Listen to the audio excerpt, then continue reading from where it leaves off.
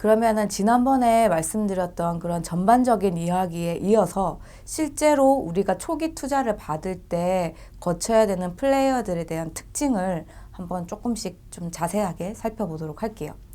일단 첫 번째로 만나게 되는 게 지난 시간에도 말씀드렸던 정부입니다. 정부 지원 사업이라고 이제 명명을 해뒀는데요. 우리나라의 이제 창업 관련된 예산이 계속 늘어나고 있거든요, 매년. 그래서 올해는 2021년 기준으로 해서 거의 뭐 1조 한 5천억에 달하는 금액이 지금 조성이 됐어요. 2016년부터 여기 그래프를 보시면 2021년까지 매년 증가하고 있는 모습을 보실 수 있고요. 그만큼 예산이 늘어났다는 이야기는 거기에 해당되는 프로그램이 늘어났고 지원금이 많이 늘어났다는 이야기이기 때문에 이런 혜택을 꼭 받아보시기를 추천드립니다. 그래서 그 오른쪽에 보시면 그림에 하단부에 표가 있는데 각 부처별로 그 부처의 특성들이 있잖아요. 과기정통부 같은 경우는 과학기술에 대해서 좀 더 집중적으로 창업기업들을 성장시키려고 하는 목적이 있으실 거고, 문체부 같은 경우는 이제 문화예술 쪽으로 좀 더 지원을 하려고 하는 경향성이 있을 거예요.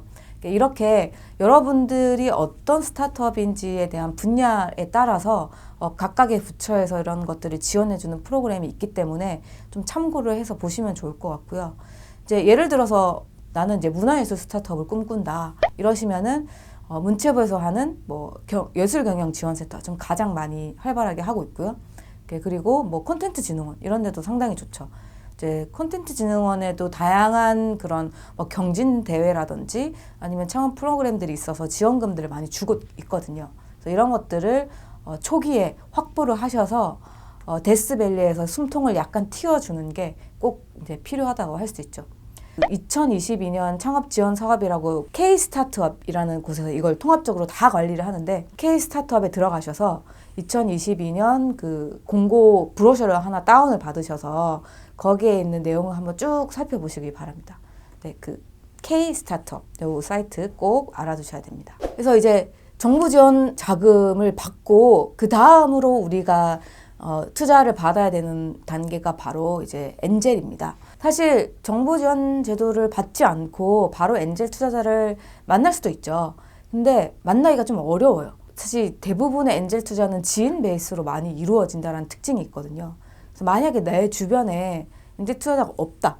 그러면은 이제 그들을 만나기 위해서는 그 정부 지원 사업을 통해서 인맥을 넓혀 가실 수도 있다는 거죠. 자, 일단 그러면 이제 엔젤 투자에 대해서 좀 더 설명을 드리면 엔젤 투자자들은 정부 돈이나 회사 돈이 아니라 개인이 가지고 있는 돈으로 투자를 하는 사람들입니다. 그래서 올 자기 자금이죠. 그래서 아주 극초기에 있는 스타트업들이 아이디어만 있고 아니면 기술만 있고 이게 비즈니스 모델로 만들어지기 전에 있는 스타트업들에게 그냥 정말로 그 창업자와 그 성장 가능성만 믿고 투자를 하는 그런 사람들이에요. 그래서 엔젤이 이제 천사잖아요. 정말로 뭔가 아직 갖추어지지 않은 기업들에게 고위험을 안고 투자를 하는 그런 플레이어다라고 보실 수 있고요.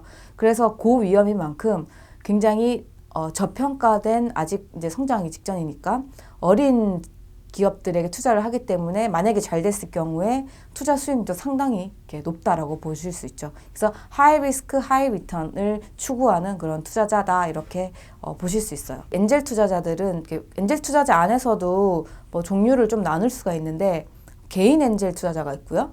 그리고 이제 전문 엔젤 투자자가 있고 또 클럽이라는 게 있고 또 투자조, 개인 투자 조합이라는 게 있습니다.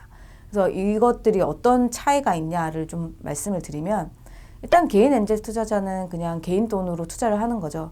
한마디로 주식이 아닌 비상장 기업의 주식을 사는 사람이에요. 그렇죠? 보통 한 주당 100만 원 정도로 많이 이렇게 책정을 하거든요. 그렇게 해서 10주를 사든 이런 식으로 이제 개인 돈으로 이렇게 구매를 하는 사람들이고요. 지분을 가져가는 거죠. 전문 엔젤 투자자는 뭐냐면요. 3년 이내에 1억 이상을 투자한 사람들을 우리는 전문 엔젤 투자자다 이렇게 명칭하기로 정했습니다. 그래서 벤촉법, 벤처기업 육성에 관한 특별조치법, 그리고 줄여서 벤촉법이라고 하는데 이런 벤촉법에서 엔젤 투자자의 조건에 대해서 이렇게 명시를 해뒀어요. 그런 것들을 충족하는 것에 가장 대표적인 게 3년 이내 1억 이상 이렇게 하는 개인이다. 두 번째로는 클럽, 한마디로 개인 엔젤 투자자들이 모인 동아리다 이렇게 보시면 돼요. 혼자 이렇게 몇 천만 원씩 투자를 하려면 리스크가 크잖아요. 그래서 이런 사람들끼리 모여 있는 집단이에요. 자발적으로 그들이 야 혼자 투자하기 좀 불안하니까 우리 같이 할래? 너는 이쪽 분야의 전문가고 나는 뭐 창업을 해본 경험이 있고 또는 넌 다른 분야의 전문가니까 같이 지식과 정보를 합치면 우리 리스크를 좀 더 해칭할 수 있지 않을까? 라고 해서 만들어진 게 엔젤 클럽입니다. 마지막으로는 개인 투자 조합이 있습니다. 더 체계적으로 투자 클럽을 운영하는 건데 이거는 이제 신청을 해야 돼요. 조합. 그래서 그 중기부에 신청을 해야 되기 때문에 조금 더 복잡한 절차가 있습니다.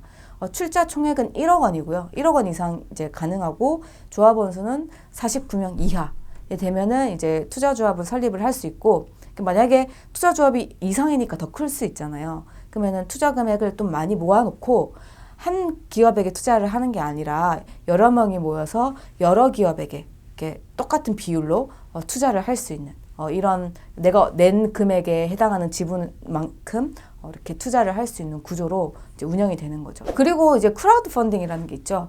크라우드 펀딩은 많이 들어보셨을 것 같아요. 뭐 요즘 뭐 와디즈라든지 뭐 텀블벅이라든지 굉장히 일상생활에서 활발하게 여기에서 사람들이 들어가서 뭐 좀 관심 가는 제품들에 투자해보고 하는 문화가 좀 형성되고 있는 것 같은데요.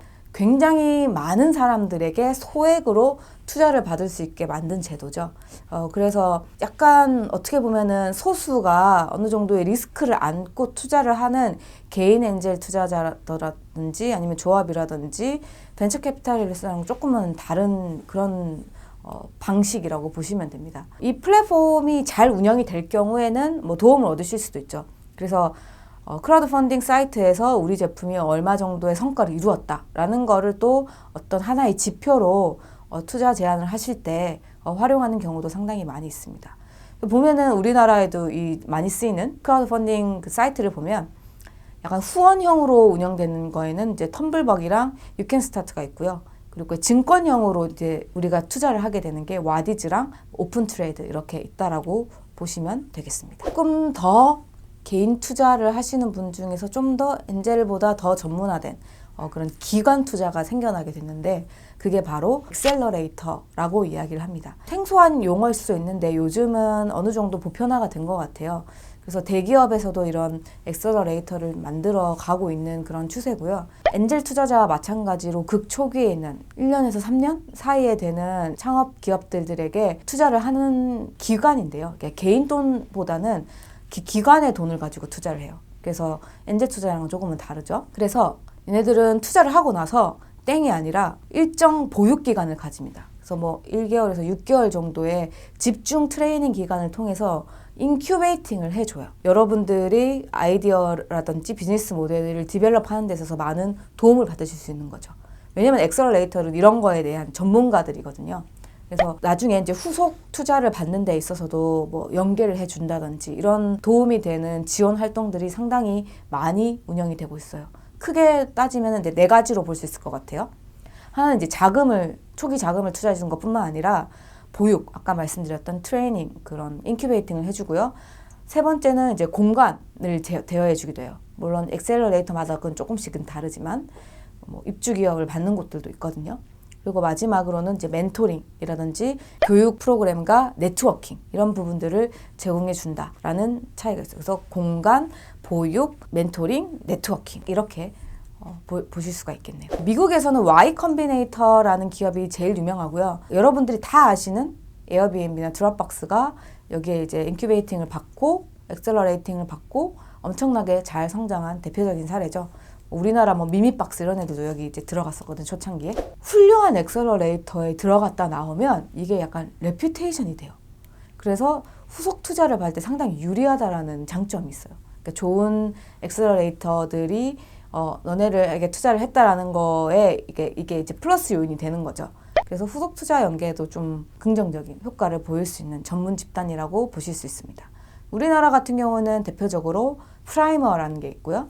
매시업 엔젤스라는 게 있고 딥캠프 선정에 있죠. 그리고 블루포인트 파트너스 가장 많은 스타트업들에 자금을 투자하고 있는 이런 기업 엑셀러레이터들이 있습니다. 자, 이렇게까지가 초기 그 투자였다고 보면은 조금 더 성장했을 때 우리가 투자를 받을 수 있는 투자자가 바로 벤처 캐피탈리스트죠. 일단 벤처 캐피탈리스트들은 똑같이 자금을 투자해서 지분을 받습니다. 그래서 이 지분을 받은 이 스타트업의 가치, 보통 밸류에이션이라고 많이 이야기를 하거든요. 이 밸류에이션을 완전히 높여서 자금을 통해서 재무적인 수익을 창출하는, 밸류에이션을 높여서 뭐 IPO를 하든 M&A를 하든 해서 자금을 회수하는 방식으로 운영을 하게 돼요. 그래서 이제 벤처 캐피탈리스트 중에는 중소기업 창업투자회사, 신기술 사업 금융회사, 유한책임회사 이렇게 많이 나뉘는데 보통 창투사라고 하죠. 창투사 이꼴 벤처 캐피탈리스트다 이렇게 보통 이제 이해하시면 편하실 것 같아요. 그럼 돈만 투자해 주느냐?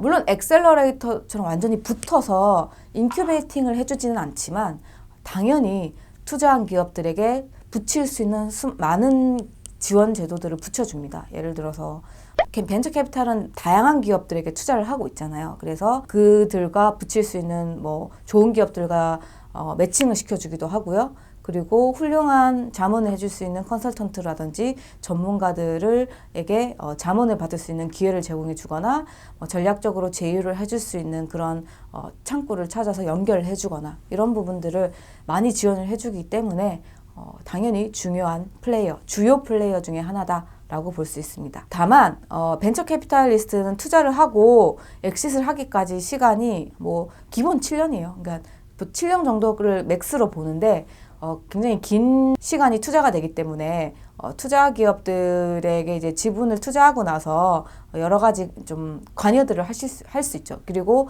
만약에 지분을 많이 투자하게 됐을 경우에 의사결정에도 참여하는 그런 경우도 있습니다.